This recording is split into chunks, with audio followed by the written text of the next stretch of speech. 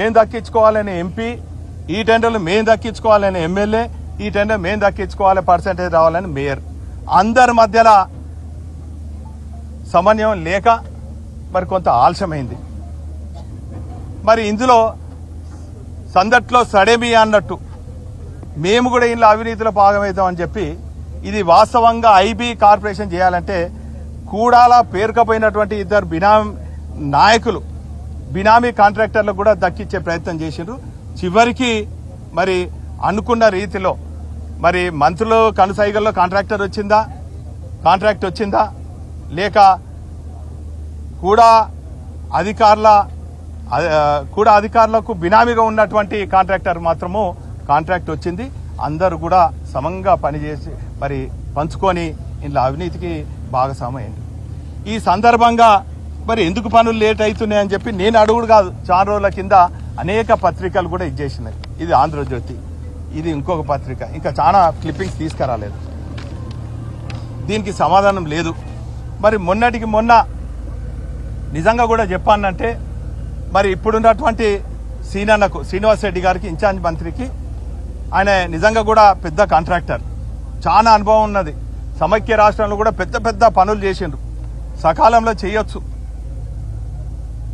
మరి ఇక్కడ ఇన్ఛార్జ్గా ఉన్నటువంటి మంత్రి సరే అతను మనిషికి వచ్చిందా రాలేదని నేను అనను.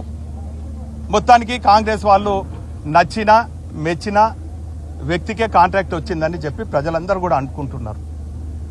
మరి ఈ సందర్భంగా సీనన్నను కూడా వరంగల్ ప్రజలు ప్రశ్నిస్తున్నారు. సీనన్న, నువ్వు ఇన్నిసార్లు రివ్యూ చేసినావు, ఇన్నిసార్లు వరంగల్కి వచ్చినావు, నువ్వే కదా జూన్ 15కు పనులన్నీ కూడా పూర్తయి పూడికతీతలు పనులు అవుతాయి, మరి సుందరీకరణ పూర్తి అవుతుంది అని చెప్పి నువ్వే కదా మన రివ్యూ చెప్పింది. ఇక కరెక్ట్గా 24 గంటలు లేదు, ఏం పనులైనాయి? దయచేసి పత్రికా విలేకరులకు కెమెరామెన్లకు విజ్ఞప్తి చేస్తున్నా, ఏం పని అయింది ఇక్కడ? ఐబీ అధికారులను అడిగితే ఈ డీసిల్టింగ్ ఎంత లోతు తీయాలంటే జవాబు చెప్పరు. అదేవిధంగా ఆర్టీఏ వేస్తే దానికి నెల టైం పడుతుంది అంటారు. ఈలోపు మబ్బులన్నీ కూడా కమ్ముకొస్తున్నాయి, వర్షం నమోదైంది. దీని వెనుక రహస్యం ఏంటంటే ఇంకొక 4 వానలు పడితే నీళ్లు కొన్ని వస్తాయి, మేమంతా కూడా డీసిల్టింగ్ జరిపినాము అని చెప్పి కొలతలు లేకున్నా కూడా కాంట్రాక్టర్లకు బిల్లు చెల్లించాలనే దురుద్దేశంతో కాంగ్రెస్ పార్టీ నాయకులు ప్రజాప్రతినిధులతో పాటు అధికారులు కూడా ఇందులో హస్తం ఉన్నదని చెప్పి ప్రజలు భావిస్తున్నారు. ఈ సందర్భంగా చెరువు కూడా విస్తీర్ణం తగ్గింది.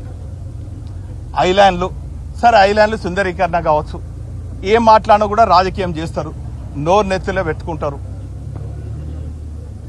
గుమ్మడికాయ దొంగ అంటే భుజాలు పీసుకున్నట్టు, పచ్చ కామెంట్లు అయినా కాబట్టి లోకంతా పచ్చగా అన్నట్టు వాళ్ళే అవినీతి చేస్తారు, మా పైన అవినీతి ఆరోపణలు చేస్తారు. అయినా కూడా మాకు చదువు సంస్కారం ఉన్నది కాబట్టి వాళ్ళలాగా పిచ్చి పిచ్చిగా మాట్లాడడం, ప్రజలకు జవాబుదారీతనంగా ఉద్యమ సమయంలో ప్రజల ఆకాంక్ష మేరకు ఉద్యమ పార్టీగా పనిచేసినాం బీఆర్ఎస్ పార్టీ. తెలంగాణ వచ్చిన తర్వాత భారత రాజ్యాంగ నిర్మాత బాబాసాహెబ్ అంబేద్కర్ గారి ఆలోచన విధానంతో 2 ప్రాథమిక హక్కులైనటువంటి విద్యా వైద్యం ఈ తెలంగాణ ప్రజలందరికీ కూడా కేసీఆర్ గారి నాయకత్వంలో అందించడం.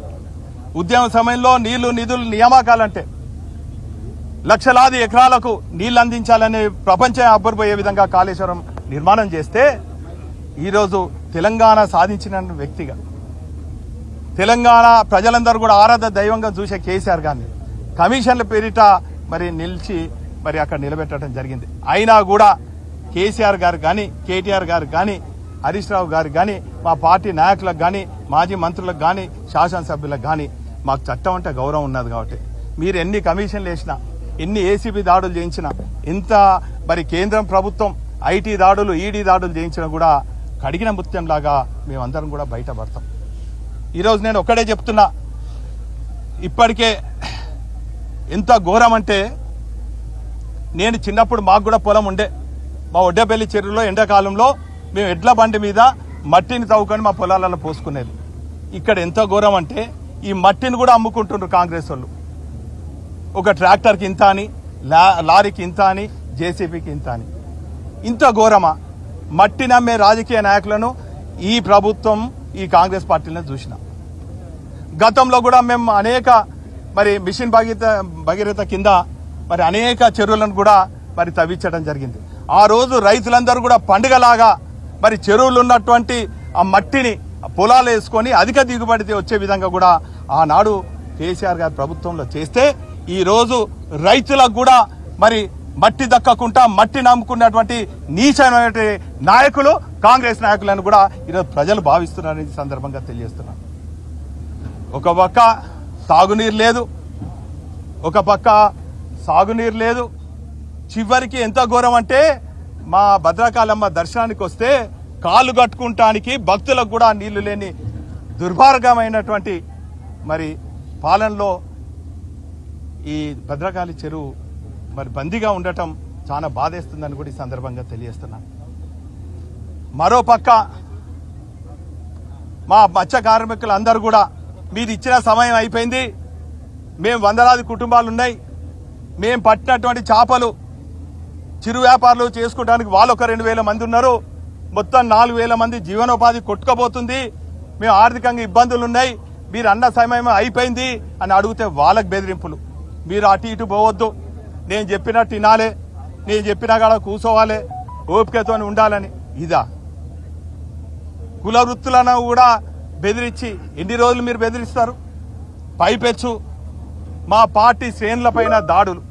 మేము ఇట్లా ప్రశ్నిస్తే మీరు చేయని అభివృద్ధి పనులు మీరు ప్రకటిస్తుంటే, మేము చేసిన పనులు మేము చెప్పుకుంటుంటే మా పైన గుండాలతోని, మా పైన రౌడీలతోని దాడులు చేసేది.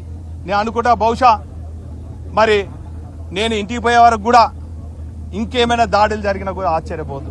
అయినా కూడా కాంగ్రెస్ నాయకులు గుర్తించుకోవాలి, ఈ గుండాగిరికి, ఈ దాదాగిరికి, ఈ అవినీతి ఆరోపణలకు భయపడే వ్యక్తి కాదు.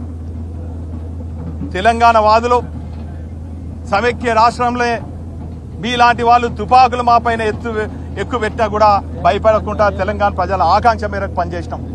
ఈ రోజు ఖచ్చితంగా ప్రతిపక్ష పార్టీగా ప్రజల గొంతుగా ఖచ్చితంగా మీరు చేసిన అవినీతి కార్యక్రమాలను ఖచ్చితంగా ఎప్పటికప్పుడు పత్రికా రూపంలో ప్రజల మధ్యలో ఉండి ప్రశ్నిస్తామని కూడా ఈ సందర్భంగా తెలియజేస్తున్నాను. నేను ఈ సందర్భంగా కాంగ్రెస్ నాయకులను ప్రశ్నిస్తున్నా, నాయనా మీరు సెంట్రల్ యూనివర్సిటీ భూములు అమ్ముకునేదానికి గంచిబౌలిలో ఉన్నటువంటి స్థలాన్ని తాకట్టు పెట్టి బ్యాంక్ రుణాల పేరిట తీసుకొని మరి ఆ జాగలు కబ్జా చేసుకుంటానికి రాత్రింబగలు లైట్లు పెట్టుకొని వేలాది పోలీసులను పెట్టుకొని ప్రహారతోని వందలాది జేసీబీలు పెట్టి వేలాది ట్రాక్టర్లు పెట్టి వేల కొద్ది కార్మికులను దింపి మరి అక్కడ పని చేయించిండ్రే ఆ జాగలు అమ్ముకుందామని. మరి ఈరోజు ఎంతో చారిత్రాత్మకమైన ఈ చెరువును మరి ట్రాక్టర్లు ఎందుకు పెట్టలేదు, జేసీబీలు ఎందుకు పెట్టలేదు? మరి ఐబీకు కూడా కోఆర్డినేషన్ ఏం పోయింది? ఇది కార్పొరేషన్ కింద ఉన్నటువంటి చెరువు కార్పొరేషన్ అధికారులు ఎటుపోయినరు, మేయర్ ఎటుపోయినరు? కావాలని ఈ అవినీతి భాగవతం బయటపడక ముందే, వర్షాలు వచ్చే ముందు, వర్షాలు రాగానే బిల్లులు చేసి కాంట్రాక్టులకు ఇద్దామని. ఈ సందర్భంగా నేను మీ ద్వారా అధికారులను డిమాండ్ చేస్తున్నా, ఈ రోజు మటుకు ఏం బిల్లులు చెల్లించిండ్రో అది మీకు, కాంట్రాక్టర్లకు, ఆ నాయకులకు, ఆ మంత్రులకు, మేయర్కే తెలుసు. ఈ రోజు నుంచి బిల్లులు కాంట్రాక్టర్లకు చెల్లించిన ఏ మాత్రం అవినీతి ఐబీలో కానీ, కూడాలో కానీ, కార్పొరేషన్లో కానీ జరిగినా ప్రజల పక్షాన ఐబీ కార్యాలయాన్ని ముట్టడిస్తాం, కూడా కార్యాలయాన్ని ముట్టడిస్తాం, అధికారులను నిలదీస్తాం, ప్రజాప్రతినిధులను నిలదీస్తాం, ఎమ్మెల్యేలు, మినిస్టర్లను, ఎంపీలను, మేయర్లను నిలదీస్తాం, కార్పొరేషన్ కూడా ముట్టడిస్తామని కూడా సందర్భంగా తెలియజేస్తున్నాం. కాబట్టి ఇప్పటికైనా మీ అవినీతి భాగానికి పులి స్టాప్ పెట్టి పనులు పూర్తి చేసి మరి నగర ప్రజల శ్రేయస్సును దృష్టి పెట్టుకొని త్వరగా పనులు చేయాలని కూడా ఈ సందర్భంగా తెలియజేస్తున్నాం. నిన్న మొన్న పాపం బొందల పడి ఒక బాబు చనిపోయిండు. దానికి నైతిక బాధ్యత కార్పొరేషన్ స్థానిక నాయకులు వహించాలి. ఆ కుటుంబానికి మరి నష్టపరిహారం చెల్లించాలని కూడా ఈ సందర్భంగా మేము డిమాండ్ చేస్తున్నాం. ఏదేమైనప్పటికీ కూడా మీరు చేసే అభివృద్ధి పనులు వెనుక ఎంత అవినీతి ఉన్నదో ఒకటి విప్పి మరి ఖచ్చితంగా ప్రజల ముందు నిలబెడతామన్నటువంటి విషయాన్ని కూడా ఈ సందర్భంగా తెలియజేసుకుంటూ